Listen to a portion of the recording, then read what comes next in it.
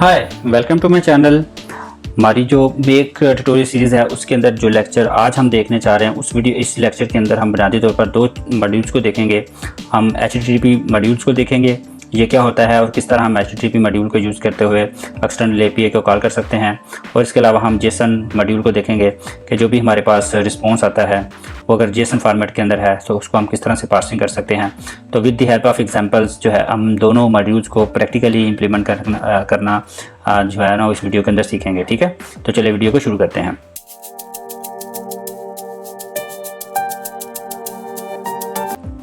तो सबसे पहले हम HTTP मॉड्यूल देखते हैं। तो HTTP मॉड्यूल क्या करता है, ये बेसिकली अगर आपके पास कोई भी एक्सटर्नल वेब APIs हैं और आप अपनी ऑटोमेशन के अंदर एक्सटर्नल APIs को कॉल करके आप डाटा गेट करना चाहते हैं और उसको अपनी ऑटोमेशन में यूज़ करना चाहते हैं तो आप HTTP मॉड्यूल का यूज़ करते हैं। तो इसको कैसे यूज़ करते हैं, तो यहाँ पे आप मेक की वेबसाइट पे आ जाएं। तो यहाँ पे ये मैंने ऑलरेडी अपनी सिनेरियो को एक ओपन किया हुआ है। तो यहाँ पे आपने मॉड्यूल ऐड करना है HTTP, ठीक है, HTTP, ओके। और यहाँ पे आपने इस मॉड्यूल को सिलेक्ट कर लेना है। तो यहाँ पे ये हमारे पास डिफरेंट रिक्वेस्ट हैं जो हम HTTP मॉड्यूल को यूज़ करते हुए जो है वो इस्तेमाल में लेके आ सकते हैं। तो यहाँ पे हम मेक अ रिक्वेस्ट इस मॉड्यूल को सिलेक्ट कर लेते हैं, इस एक्शन को। और यहाँ पे आपने URL देना होता है, जो भी आप एक्सटर्नल API का URL है, और यहाँ पे आपने मेथड बताना होता है गेट पोस्ट, ठीक है। तो यहाँ पे मेरे पास ऑलरेडी मेरे पास एक URL है जो हमें जो है वो एक जेसन रिटर्न करना है यूज़र्स की, ठीक है। तो इसको हम यहाँ से कॉपी करते हैं और इसको मैं यहाँ पे इस URL को दे देता हूँ, ठीक है। इसको गेट इसका रहने दे, इसको हेडर कोई हमने पास नहीं करना। अब इसको क्यूरी स्ट्रिंग, इसका कोई पैरामीटर भी नहीं है। अब बॉडी टाइप जो है ये आप एप्लीकेशन जेसन करना चाहते हैं तो रा को सिलेक्ट करें और कंटेंट टाइप जो है ना एप्लीकेशन जेसन सिलेक्ट कर लें, ठीक है। तो इस तरह आप अपना कंटेंट टाइप यहाँ से सिलेक्ट कर सकते हैं। उसके बाद आप यहाँ पे देखें तो ये पार्स रिस्पॉन्स है, इसको नो कर दें तो ये जेसन जो है ये हमारे पास पार्स नहीं होगी। लेट्स से अभी हम इसको ऐसे करते हैं, इसको मैं ओके करता हूँ और इसको मैं रन करता हूँ, run this module only, okay. तो यहाँ पे ये देखें तो ये मेरे पास ये इनपुट थी, तो यहाँ पे मेरे पास ये डेटा आ गया है और ये मुझे उसने वो सारी जेसन रिटर्न कर दी है, ठीक है। तो अगर आप चाहते हैं कि ये जेसन जो है ये अगर तो आपने इसको पार्स नहीं करना तो दैट्स इनफ, लेकिन अगर आप इसको पार्स करना चाहते हैं जिसको आप आगे फर्दर यूज़ करना चाहते हैं तो आपने सिंपल यहाँ पे क्या कर देना है, यहाँ पे आपने पार्स रिस्पॉन्स को ओके कर देना है तो ये ऑटोमेटिकली पार्स कर लेगा। अदरवाइज़ आपको मैनुअल पार्स करना पड़ता था, लेकिन बट यू क्लिक यस तो ये इसको ऑटोमेटिकली पार्स कर देगा। इसको मैं रन दोबारा करता हूँ, रन दिस मॉड्यूल ओनली, ठीक है। तो यहाँ पे ये देखें तो ये अब उसने हमें डेटा को पार्स कर दिया है, ठीक है। अब इस डेटा को आप फर्दर आगे जैसे मर्जी यूज़ कर सकते हैं। लेट से मैं इसको जो है वो इस वेरिएबल में स्टोर कर लेता हूँ, टूल्स, ठीक है। और यहाँ पे हम सेट वेरिएबल और यहाँ पे हम वेरिएबल कर देते हैं जी यूज़र्स लिस्ट, ठीक है। और यहाँ पे अब हमने ये जो हमारे पास डेटा है इसको मैंने सेलेक्ट कर देना है और इसको ओके कर देना है, ठीक है। और इसको अब हम करते हैं रन वंस। तो यहाँ पे ये देखें तो ये मेरे पास यूज़र लिस्ट के अंदर वो तमाम जो डेटा है यूज़र्स का वो अब हमारे पास एक लिस्ट के अंदर आ गया है। तो ये उसने जेसन को ऑटोमेटिकली पास कर दिया है, ठीक है। तो इस तरह आप फ़र्ज़ करें, अब हम एक और काम करते हैं। अगर आपके पास एक ऐसा URL है जिसको आपने पैरामीटर पास करने हैं, ठीक है। तो लेट्स से मेरे पास ये एक URL है जिसको जो है वो आप दो पैरामीटर पास करते हैं, बिटकॉइन और USD, ठीक है। तो ये दो पैरामीटर हैं। तो अगर आप एक तरीका तो ये है कि आप इस URL को डायरेक्ट यहाँ से कॉपी करें और यहाँ पे इसको पेस्ट कर दें, ठीक है। और यहाँ पे अगर आप इसको हिट करें तो यहाँ पे अब आपको रिस्पॉन्स जो है वो डिफरेंट मिलेगा।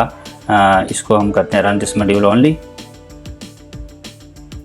ठीक है। और यहाँ पे अगर आप डेटा में जाएं तो ये मुझे उसने जो है वो USD और ये मुझे रिस्पॉन्स उसने रिटर्न कर दिया है, ठीक है। तो जो भी उसका रिस्पॉन्स बनता था बिटकॉइन का, ठीक है। अच्छा, अब दूसरा तरीका ये होता है कि अगर आप क्यूरी में पैरामीटर डायरेक्ट पास नहीं करना चाहते, आपके पास यहाँ पे देखें तो पैरामीटर दो पैरामीटर हैं, US, ठीक है।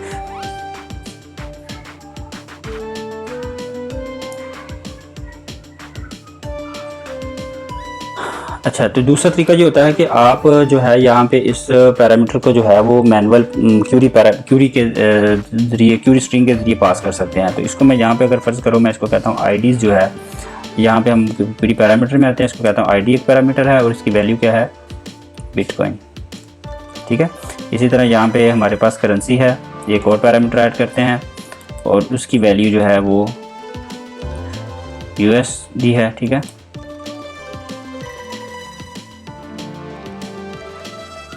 ओके, तो ये हमारे पास लेट्स से ये दो, तो हमने इसको दो पैरामीटर बता दिए। तो अब यहाँ से हम इसको कर देते हैं ख़त्म, ठीक है। उसको मैंने बता दिया जो आईडी जो है वो बिटकॉइन है और जो करेंसी है वो US डॉलर है, ठीक है।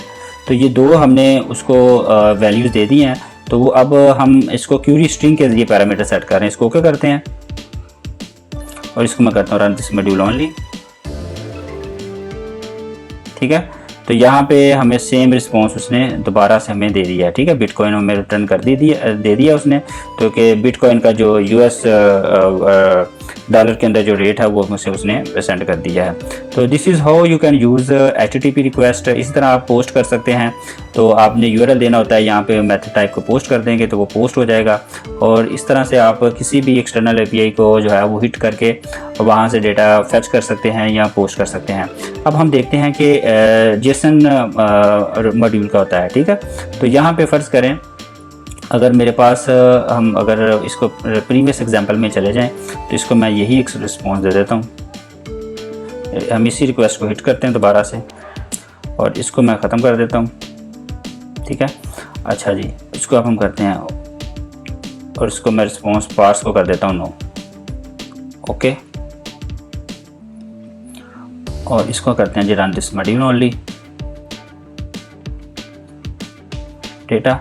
अच्छा जी, अब हमारे पास अगर जेसन जो है ये आपके पास कोई सैम्पल जेसन है और आप जो है वो उस जेसन को पार्स करना चाहते हैं, तो इसके लिए जो हमारे पास मॉड्यूल होता है वो जेसन पार्सर का मॉड्यूल होता है, ठीक है। हम यहाँ पे इसको जेसन को सिलेक्ट करेंगे और यहाँ पे आप पार्स जेसन इस मॉड्यूल को सिलेक्ट कर लेंगे।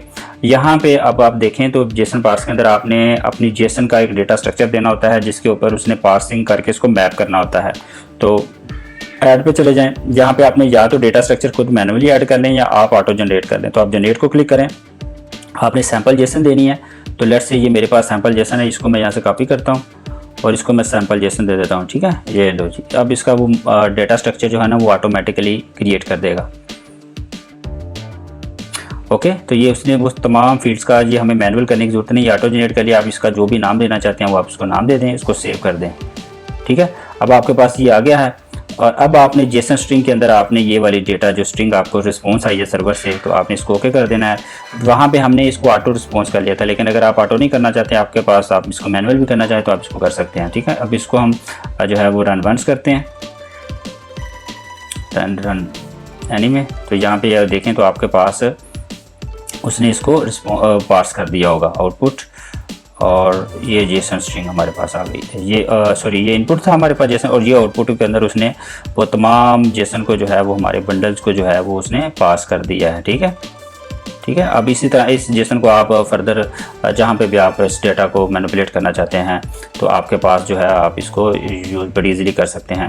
लेट्स से मैं अगर इसको टूल में जाऊँ तो उसके बाद यहाँ पे हम वेरिएबल सेट करें तो यहाँ पे आपके पास जो है ये वो तमाम फील्ड यहाँ पे आ गई हैं, ठीक है।